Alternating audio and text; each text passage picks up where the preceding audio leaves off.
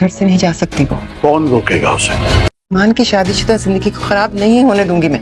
Approve करते कि सब झूठ है, बाकी जर्नलिस्ट को और इस न्यूज को रोकना मेरा काम। डू यू थिंक कि उस लड़की में अपनी इज्जत के अलावा कोई और बात समझने की सलाहियत? अनफॉर्चुनेटली तुम तो बिल्कुल मेरी जैसी हो, जैसी बहू लाए ना इस घर में, जिसको वो अपने हिसाब से चला सके। तानिया को समझाया था, उसके पेरेंट्स से भी बात की थी। आया घर तोड़कर तुम बाहर की दुनिया में कौन सा सवाब कमाने जा रही हो?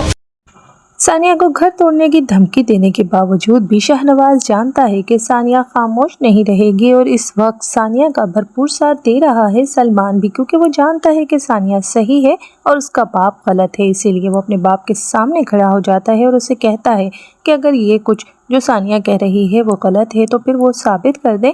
इसके बाद जर्नलिस्ट को रोकना सलमान का काम है, जिस पर शाहनवाज एक बार फिर से गुस्सा हो जाते हैं। फरहीन भी उन्हें कहती हैं कि वो सानिया को समझा रही हैं और अब सानिया चुप रहेगी, लेकिन शाहनवाज जानता है कि चाहे जो भी हो जाए सानिया खामोश रहने वालों में से नहीं है।